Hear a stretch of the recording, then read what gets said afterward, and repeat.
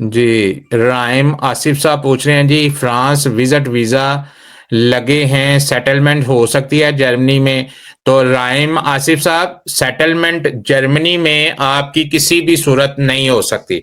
Germany में settlement सिर्फ़ एक चीज़ पे हो सकती है, अगर आपके पास कोई स्किल वर्क है आपके पास। अगर आप कोई स्किल आपके पास कोई है और वो आपको यहाँ पे काम कर सकते हैं, तो फिर आप जर्मनी में आ सकते हैं।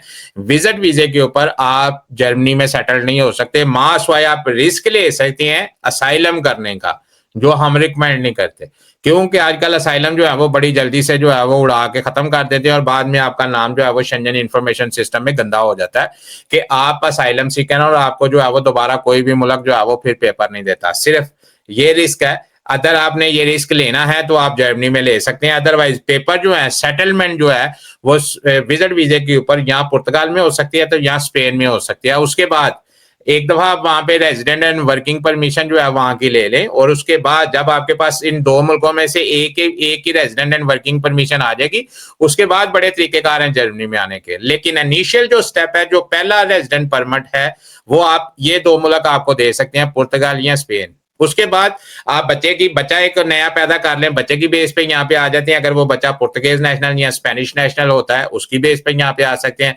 बस का लाइसेंस करके यहाँ पे आ सकते हैं। आपके पास कोई आईटी की स्किल है, उसके ऊपर आ सकते हैं।